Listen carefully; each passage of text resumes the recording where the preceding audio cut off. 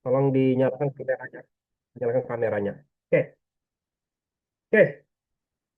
Kita akan masuk ke minggu ke-8 ya, setelah UTS kalian, setelah tugas ini kalian ya, ya. Jadi dalam pertemuan 1 sampai 7 kita kemarin belajar tentang bagaimana membangun. Sekarang kita akan belajar tentang bagaimana menggunakan distribusi. Jadi secara sederhana kalian maksudnya sudah parasnya sudah menyiapkan tugas-tugas yang kemarin. Tolong pastikan sudah siap. Nanti setelah Lebaran akan saya periksa ulang. Oke. Sekali lagi kita sudah mempelajari tentang arsitektur, fragmentasi, replikasi, ya, dan alokasi. Ya, saya harapkan kalian backstory kalian sudah beres semua. Oke. Sekarang apa masalah berikutnya? Ya, sekarang kita lihat sekarang ada query begini. Select bintang from orders where customer ID sama dengan 42. Ya, masalahnya database doesn't magically know that order is split across 3 servers in various facilities. Someone or something has to figure out which server to ask, what to fetch, and how to comment it. That someone is query processor. Okay? Jadi apa tuh query processing? Query processing is the process of transforming high-level query like SQL into equivalent, efficient, low-level strategy that the system can actually carry out. Ya. Nah, masalahnya apa bedanya apa dengan centralized dengan distribusi? Kalau centralized, ya kita hanya mempedulikan disk I/O. Berapa kali kita perlu mengakses hard drive, ya, dan berapa kali CPU berjalan. Kalau kita bicara dengan data distribusi, kita juga perlu mempelajari tentang komunikasi network.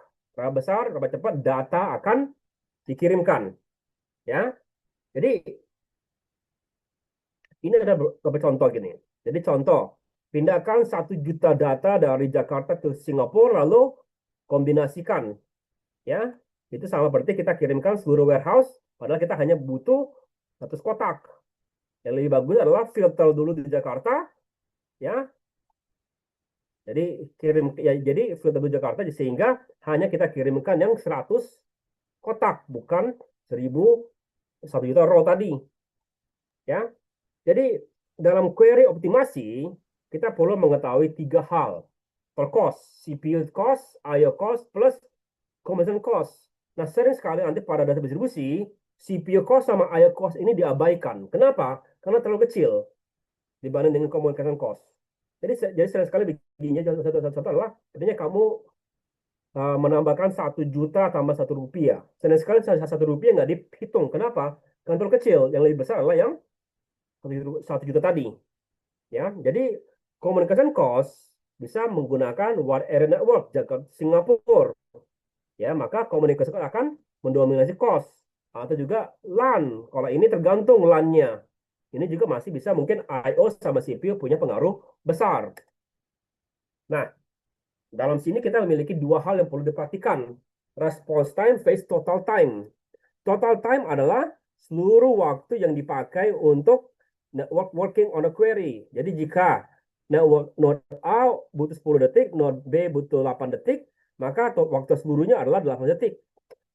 Lalu response time adalah waktu yang kamu pakai untuk sampai dapat query kamu. Ya, Izin Pak, ya. izin. Ini memang nggak nampilin screen share materi ya? Oh, belum ini ya, belum share slide ya. Belum kalau dia tuh. Oke. Oke, kalau ingatkan kalau begitu. Karena gimana? Muncul? Sudah, Pak. Oke. Ya. Jadi setelah pada saya tadi sudah diceritakan itu hanya garis besarnya. Ya. Nah, sekali lagi, database distribusi pada dasarnya kita bilang bahwa kita menganggap itu satu database. User nggak perlu tahu bagaimana caranya kita membuat database. Jadi kalau kita bikin suatu perintah, ya, aku pengen query select bintang from customer, udah selesai itu, ya, di database kita. Kita user nggak perlu tahu di mana letaknya. Padahal mungkin itu data itu dibagi di berbagai macam tempat. Query processor adalah yang kerja di belakang. Dia lihat, oh ini baru dia ambil kasih dengan kamu. Nah, ini nanti jadi masalah besar. Karena ini yang mesti kalian hitung atau melihat bagaimana cara kerjanya. Ya. Nah, masalahnya adalah kita perlu mencari waktu eksekusi yang terbaik. Finding the perfect one, sekali lagi, mustahil. Sama seperti kemarin, alokasi, mustahil cari yang terbaik. Kita cari yang cukup baik lebih tepatnya. Jadi contoh, ya, ada 3 tabel, ada 4 site. Maka bisa sampai 10.000 macam kandidat query yang bisa atau 1.000 macam cara query itu bisa diproses. Ya, jadi kita cukup hanya mencari good enough. Ya, nah, just like compiling software goes through lexing, parsing, optimization. Jadi kalau kamu belajar teknik komputasi, lexing itu adalah menerjemahkan query, kode kalian menjadi bahasa yang bisa dimengerti komputer. Parsing itu adalah mengubah itu menjadi bahasa yang bisa dimengerti. Optimasi adalah memilih yang paling baik. Ya, nah sama juga di sini ada namanya data localization, map relation to data fragment, query recognition, pecahkan itu menjadi relational algebra, lalu setelah itu dari relational algebra dipecahkan itu menjadi berbagai macam query atau apa berbagai macam uh, query parsing. Jadi contoh kemarin aku nyuruh kalian bangun tree. Ya, tree itu bisa tree yang pendek, ada yang panjang gitu ya. Ada yang apa ditekan ke bawah, filternya ada yang di atas. Nanti itu paling baik. Habis itu ada lokalisasi optimasi, cara yang paling optimasi secara lokal. Yang global ada, lokal juga ada. Nah, kita pada hari ini hanya mulai dengan level 1 dan level 2. Oke, jadi apa tuh query optimasi? Apa fase pertama itu? Fase pertama adalah query decomposition. Jadi input adalah suatu query yang dituliskan secara biasa, yang kamu biasa tuliskan. Users view a world as a database where one big table. Select nama, name from employee where age sama dengan 30. Ini apa yang terjadi kalau tulis ini? Pertama adalah sama seperti kamu kalau tuliskan coding kalian, yang pertama dicek adalah sudah benar belum sintaksnya. Ada titik koma nggak? Kurung kurawanya cukup nggak? Itu namanya sintaks semantik. Pastikan query kamu atau program kamu secara sintaks benar. Oke? Habis itu normalization of where clause logic. Kita lihat gimana where-nya itu. Habis itu eliminasi kondisi yang redundancy. Maksudnya apa? Sering sekali kalau kamu bikin where, bisa aja where itu memiliki redundancy. Contoh adalah where age lebih besar daripada 30 and age lebih besar daripada 20. Dua-duanya adalah where yang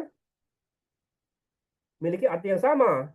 Yang kalau gitu apa gunanya where lebih besar dari 30? Karena where lebih besar dari 20 memiliki arti yang sama. Pasti mencakup daripada where lebih besar daripada 30. Oke, habis itu setelah itu beres semuanya itu, baru itu diterjemahkan menjadi relational algebra. Pada dasarnya kamu sudah mengerjakan semua ini kemarin. Ya, sudah mengerjakan semua ini. Bedanya apa? Bedanya kamu mengerjakan itu dengan otak manusia. Gaya kerja untuk mengubah ini menjadi relational algebra itu tidak mudah. Ya, kalau nggak percaya, kamu coba aja. Kalau sempat dibuka lagi, cari mata kuliah teknik komputasi. Teknik komputasi itu adalah mengubah bahasa sepertinya Python atau Java menjadi bahasa assembly. Gimana caranya itu? Nah, itu kalau pengen tahu. Nah, ini SQL. Bagaimana mengubah SQL menjadi relational algebra. Dan bukan dasar algebra biasa. Relational algebra yang bisa dipecahkan oleh komputer. Oke? Ingat, komputer adalah mesin yang mesti diperintahkan secara jelas. Oke? Oke, sekarang fase 2. Ya. Setelah kita dapat relational algebra, kita dapat adalah algebraic tree atau pohon tree yang kemarin kalian bikin. Ya. Tapi ini masih mereferensi global variable. Like employee belum dipecahkan. Employee itu ada di mana? Ya, kita tidak tahu di mana letak daripada tabel employee tersebut. Ini apa terjadi? Nah, setelah ini baru kita akan memikirkan atau bicara dengan fragmentasi skema. Lalu global skema itu dipecahkan menjadi fragmentasi matematika. Lalu membuang node di karena itu akan dipecah, dibikin lebih kompleks sesuai dengan fragmentasi. Outputnya adalah fragmentasi query tree yang mengreferensi fragmentasi ke aktual fragmentasinya atau di tempat aktualnya.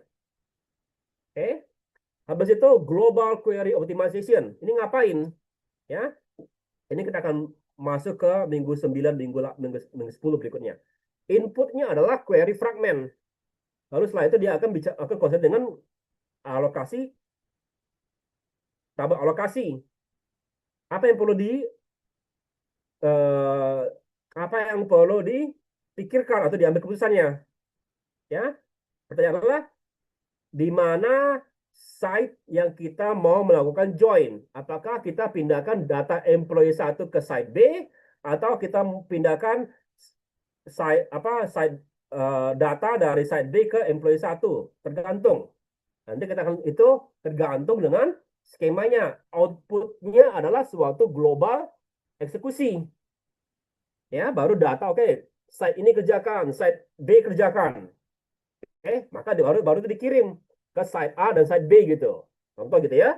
Setelah itu apa lagi berikutnya? Nah, setelah itu ya setiap site mesti kerja.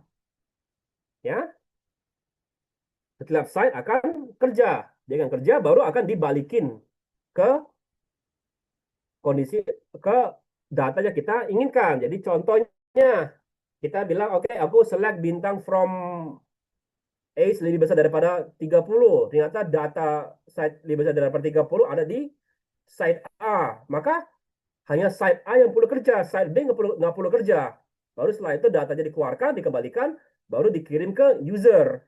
Tapi kalau butuh dua-duanya, pada site A sama site B, maka disitulah kita perlu menentukan mau dikirim kemana tersebut. Ya, jadi sudah rekam belum ini? Sudah ya? Sudah, Pak. Oke.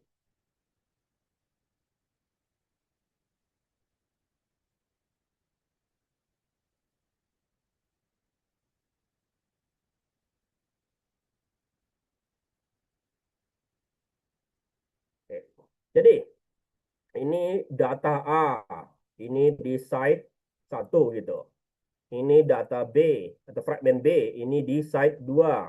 Oke, kalau kita hanya biar bagusnya. Bagusnya adalah kalau kita punya query gitu, select ya, ya. Oke. Maka tree-nya itu bagusnya hanya ngambil satu site. Udah aman, kita bagus. Tapi kalau site-nya perlu ngambil dua-duanya, pertanyaannya adalah data B dikirim ke sini atau data A dikirim ke sini sebelum dikirim ke klien. Itu yang jadi masalah. Itu yang kita akan mempelajari di 2 minggu apa setelah Lebaran. Ya.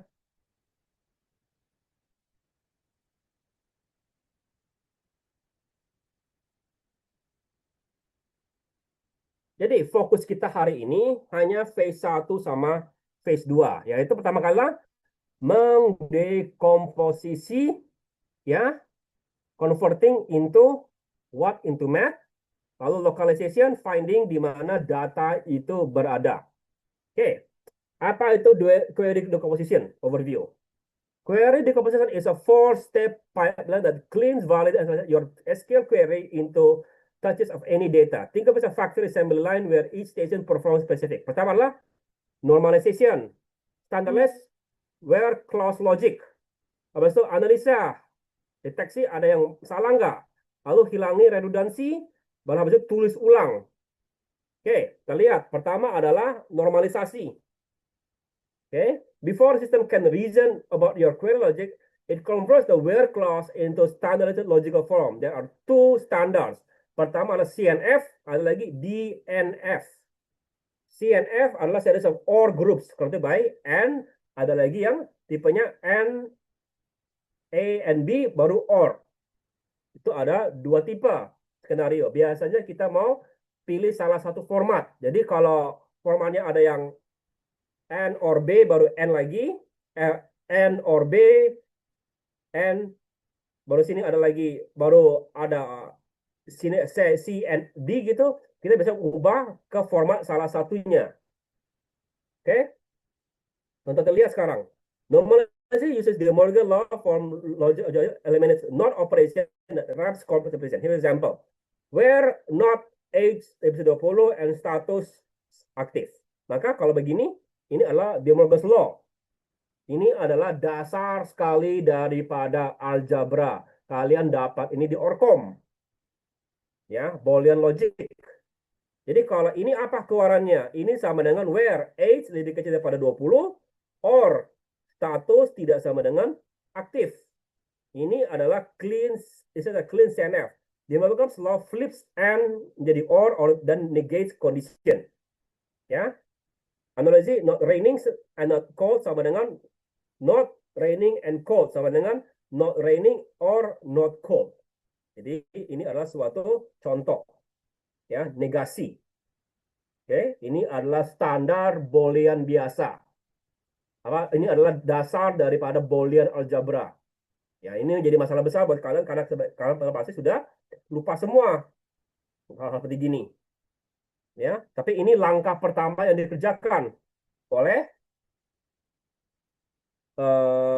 query kalian, mengubah supaya gampang dimengerti. Oke. Habis itu semantic analysis. Awal semantic analysis. Setelah normalisasi, the system performs thorough sanity check on the query to make sure it actually makes sense before execution begins. Sekarang setelah itu kita cari apakah query yang kamu tuliskan benar nggak. Jadi pertama, sepertinya kamu bilang from mahasiswa. Ada nggak tabel mahasiswanya? Oh ternyata nggak ada. Yang ada tabel MHS. Salah itu. Lalu juga atributnya, ada nggak atributnya? Ya, itu dicek dulu semuanya itu. Oke? Ya, itu dicek. Lalu juga dicek apa itu? Contohnya where name 123. Ini nggak bisa. Kenapa? Karena biasanya kalau 123 itu kalau kita string masih pakai tanda kutip. Ya, ini akan langsung ditolak. Lalu yang paling terakhir, ya, mungkin yang paling penting, ya, access right. Nah, di latar belakang kalian, di tugas kalian, aku nyuruh kamu bikin user yang bakal menggunakan perintah-perintah ini. Pertanyaanku berikutnya adalah, kolom, database, tabel, itu biasanya dikasih akses. Jadi bukan hanya, jadi kenapa dikasih akses? Karena begini, kalaupun kamu bisa masuk ke MySQL gitu ya, MySQL, tapi level user kamu hanya guess, kamu mungkin nggak bisa utak-atik. Sepertinya kamu pengen ngubah gaji kamu gitu, nggak bisa. Kamu mungkin bisa lihat, tapi nggak bisa utak-atik. Jadi ini juga dijaga keras. Ini kalian pelajari di database manajemen. Bagaimana kamu setting namanya adalah authorization right ke database kalian, ke tabel kalian, ke tiap-tiap atribut, dan kalau mungkin kalau perlu juga ke tiap-tiap kolom, row, itu juga dilakukan. Oke, itulah contoh sederhana ininya. Catching users query early. Example query, select bintang from employee where, ini apa salah? Pertama, nyambung gitu ya. Salary lebih besar daripada 10.000 dan salary lebih kecil daripada 50.000. Ini secara jelas cara where-nya, kalau kita tidak memperhitungkan ini nyambung sama ini, kita hanya lihat dari segi where-nya aja. Ini apa masalahnya?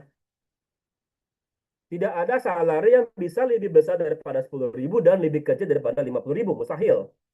Ya. Jadi ini adalah hal juga yang dicek bagian where kalian ini. Sebelum masuk ke bagian-bagian lain. Oke. Nah, setelah itu menghilangkan redundansi. Sekali lagi, ini masuk lagi ke teori-teori dasar dari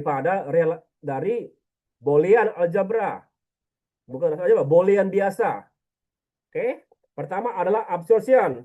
P and P or Q. Ini bisa disimplifikasi menjadi hanya P saja. Nggak perlu kamu tuliskan P dan Q-nya. I want coffee and I want and bilang gini, I want coffee and I want coffee or tea. Jawabannya adalah hanya I want coffee. Yang T-nya nggak benar, ya.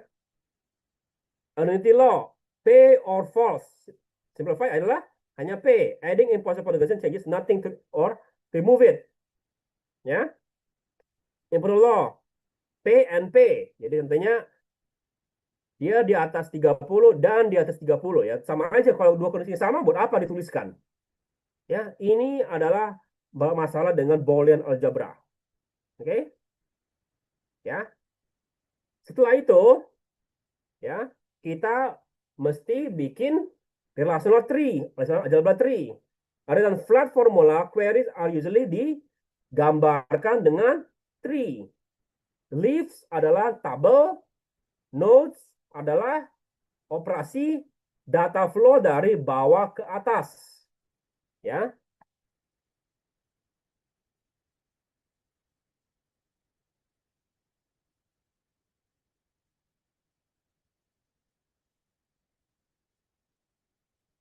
Oke. Employee, department, ya. Ini natural join contohnya, baru select. Bagus nggak begini? Enggak, bagus adalah select di sini, baru employee, baru department, ya, baru sini join, atau malah lebih bagus lagi, joinnya adalah join yang disjoin gitu. Jadi bukan, nggak perlu ambil semuanya, cukup ambil 2 atau 3 kolom, ya. Oke, jadi tergantung. Jadi kalau kita bikin query selalu dari bawah ke atas. Oke,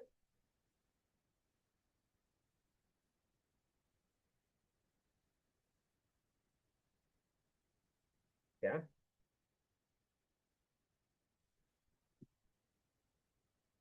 Ya, secara biasa sederhana, kita kemarin sudah belajar di dasar algebra.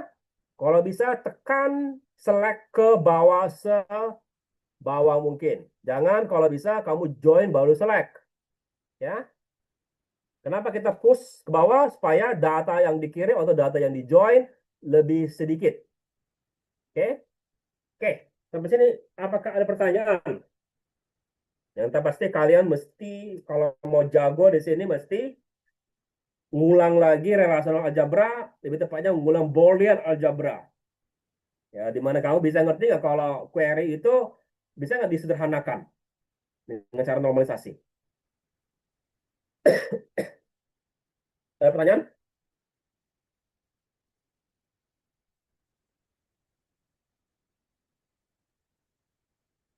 Oke, kalau nggak ada, kita masuk ke fase 2, lokalisasi. Ya, setelah kita dapat give a clear algebra tree, but it still refers to employee if it's in one table. Padahal tidak. Kita tahu bahwa fragmentasi ada employee 1, employee 2, employee 3, dan juga di beberapa server. Ya, maka setelah itu kita perlu injecting the fragment rules. Ingat, sekarang tabel kamu itu gimana sekarang pecahnya itu?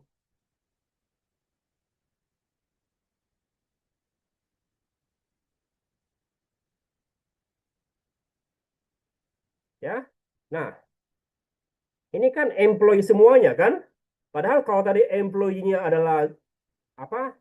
Adalah eh, horizontal, maka ini dipecah. Bukan terus seperti itu malah ininya. Dituliskan seperti ini. Lakukan, ups, salah. Lakukan union dengan employee 1, employee 2. Kalau dia horizontal. Atau contoh kalau dia vertikal,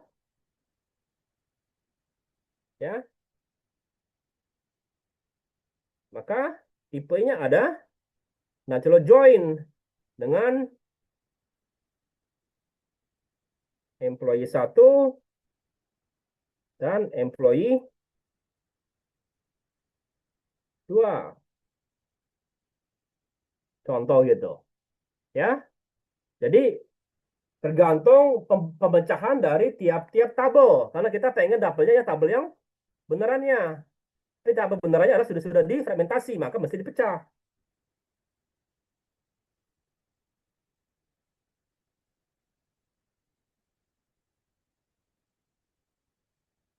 Oke,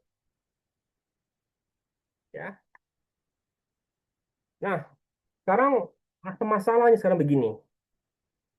After substitution, select bintang from employee where A sama 50, sekarang menjadi kita mesti tambahkan di from-nya itu adalah ini. This means go query both server and if one of them only has yang employee, gimana? Maka dengan begitu kita bisa pecahkan lagi. Setup if is defined employee lebih dari 30 dan ini besar dari 50, maka kita akan tuliskan ya, we can compare the query selection predicate against the fragment predicate. If they contradict each other, the fragment is eliminated. Jadi kalau begini, fragment yang ini dibuang otomatis. Cukup pakai yang fragment yang employee 1. Jadi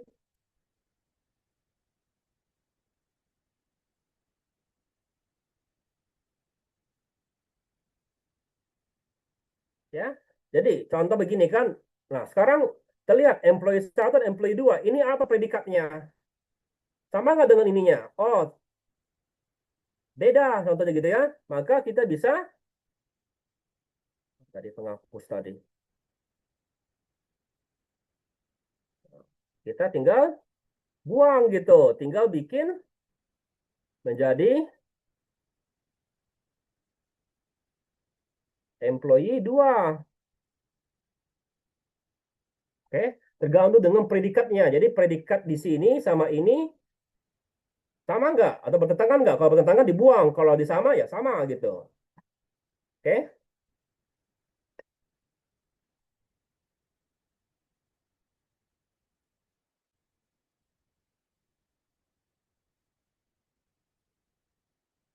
ya. Oke. Jadi imagine customer table is horizontal fragmentasi by region. Customer Java, customer Sulawesi, customer Java. Customer region Java. Jadi pertanyaan gini, all customer region Java di store di Jakarta. Semua yang customer lain Sulawesi di store di Makassar. Jadi kalau kita perlu gitu, kita cukup ngambil data dari Java atau yang di Jakarta. Ya,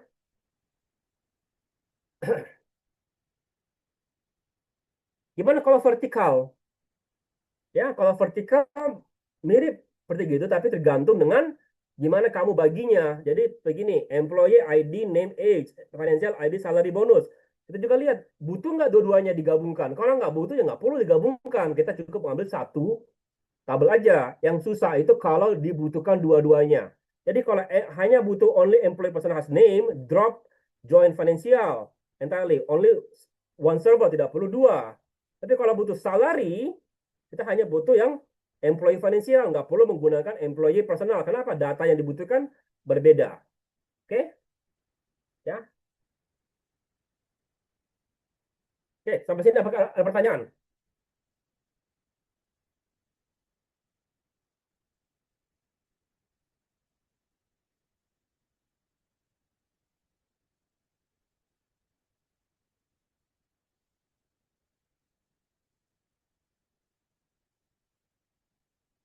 Ada pertanyaan? Nah, bagaimana kalau yang derived horizontal fragmentation? Di mana predikatnya itu tergantung dengan tabel lain. Ya, contoh departemen ID berhubungan dengan departemen HR, departemen IT, departemen IT. Employee selalu based on department, sementara dia tidak memiliki department. Jadi dibagi seperti gitu. Ya, maka kita mesti melihat predikat awalnya. Ya, maka query find employees in HR. Instead of joining all employee fragment with department HR, we can propagate the concept directly employee HR on the same server as department HR. Jadi cukup digabungkan dua tabel gini aja yang digabungkan, nggak perlu masuk ke IT-nya. Karena kita hanya butuh dua tabel, karena derive-nya dari para department. Jadi tidak perlu cross-join server. Karena biasanya departemen IT itu di server employee IT. Sementara departemen HR ada di employee HR. Itu biasanya digabungkan dalam satu site. Karena dia memiliki data yang mirip. Oke? Ya. Nah, after applying all reduction, the output of phase 2 is a clean prune query tree with these properties. Pertama, reference only specific function that can actually contain relevant answer query. Jadi dengan begini, query kalian yang pohon tadi, ya, setelah selesai itu, sekarang memperlihatkan fragmentasi yang bakal dipakai. Ya. Dan semua tabel-tabel yang tidak memiliki guna itu langsung dibuang. Nah, dengan begitu itu kelihatan seperti satu tabel yang langsung dipakai. Oke? Nah, setelah itu baru kita masuk ke global automation. Itu nanti setelah minggu depan, setelah Lebaran. Oke? Jadi gimana the full location workload? Start algebraic tree, start relation, application row, output adalah prune tree. Oke? Oke? Bisa ngerti itu? Ada pertanyaan?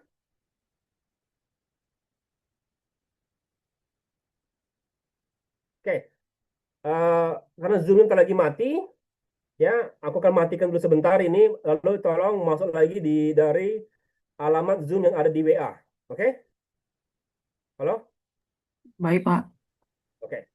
Bentar ya.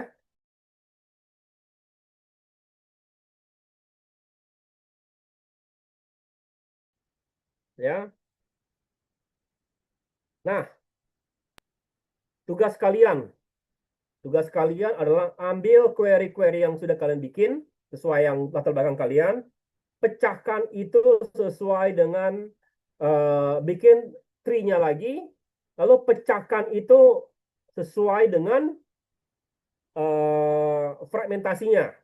Tapi bikin 3 tahap. Jadi bikin dulu query tree yang biasa, habis itu tree dengan fragment dipasang, habis itu bagian nomor 3-nya setelah di prune.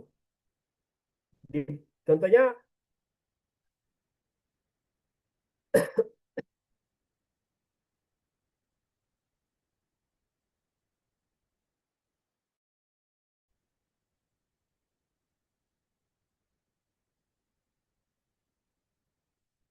ya kan? Tadi begini kan aslinya kan? Ya. Nah, ini yang pertama. Baru setelah itu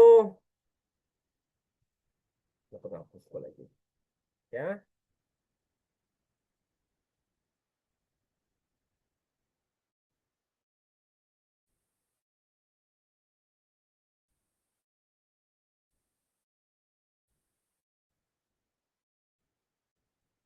Ini turunkan ke bawah gitu supaya dia lebih optimasi. Setelah itu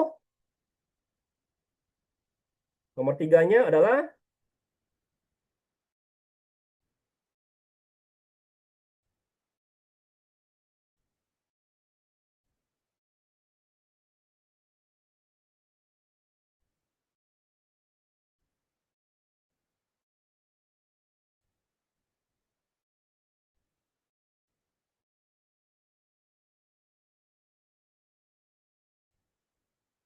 ternyata kita lihat, oh employee 1 dengan ini tabrakan, maka ini dibuang. Maka hasilnya adalah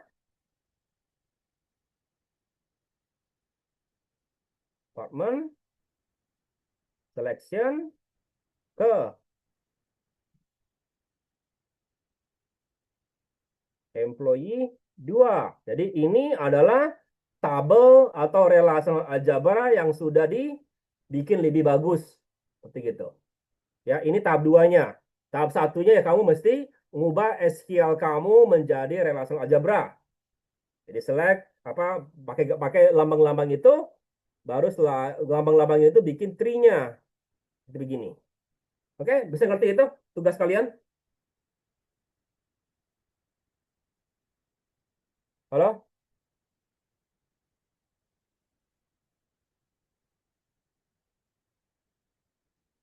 Halo? Gimana? Ada pertanyaan?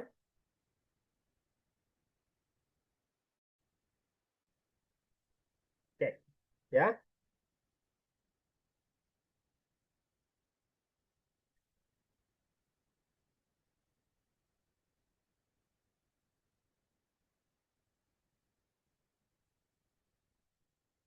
Oke. Jadi sekali lagi kita sudah masuk ke bagian kita anggap stage 1 sudah hampir siap, di mana kamu punya backstory, kamu punya tabel yang pertama, kalau sudah gitu dan siap-siap kamu bikin fragmentasi, ya. Lalu bagian 2 di pertemuan sebelumnya kamu sudah melakukan alokasi. Nanti kita akan masuk ke query optimasi. Oke, beberapa hal yang mesti kalian perhatikan, ya. Sekali lagi, fragmentasi tanpa analisis jangan lakukan, makanya kamu punya backstory. Lalu berikutnya juga kalau memperhatikan nanti ke depannya kita perlu memperhatikan commission cost, lalu juga perlu memperhatikan response time sama total time. Oke, kita lihat beberapa pertanyaan gini. What are the four phases of this query processing? What is the input and output of each phase? Pertama adalah normalization. Oke. Kedua, localization, global optimization, baru local optimization. Apa outputnya dari tiap-tiap itu? Kalau inputnya, kalau yang pertama adalah SQL, keluarnya yang kedua adalah relational algebra yang sudah bagus. Ya, bagian kedua adalah masuknya relational algebra, keluarnya adalah tree yang sudah dioptimasi dengan fragmentasi. Oke, itu pertama. Question kedua, why do we post selection ke bawah? Supaya jumlah data yang di-join atau dikirim lebih sedikit. Ya, how does the regression rule for primary function work?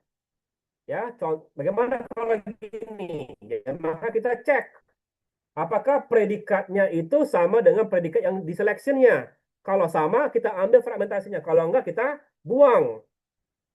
Kenapa semi-join bagus? Karena dengan semi-join kita tidak perlu mengirimkan seluruh tabel. Kita hanya perlu mengirimkan atribut dari tabel yang dibutuhkan saja. Dengan begitu, waktu yang dibutuhkan untuk konversi lebih sedikit. Oke? Ada pertanyaan nggak harus ini?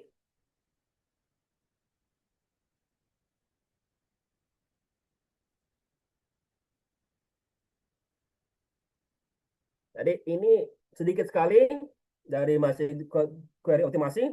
Jadi tugas kalian adalah sekali lagi bikin query-query kalian dari SQL menjadi relational algebra sampai menjadi tree yang sudah dioptimasi berdasarkan fragmentasi yang kalian bikin. Oke? Ada pertanyaan?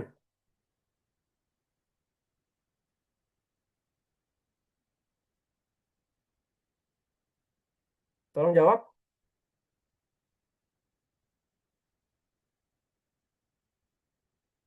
Halo?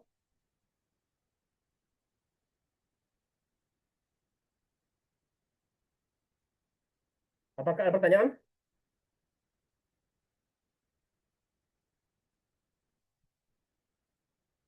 Bagi yang masih ada UTS, selamat UTS. Sudah habis semua UTS kalian.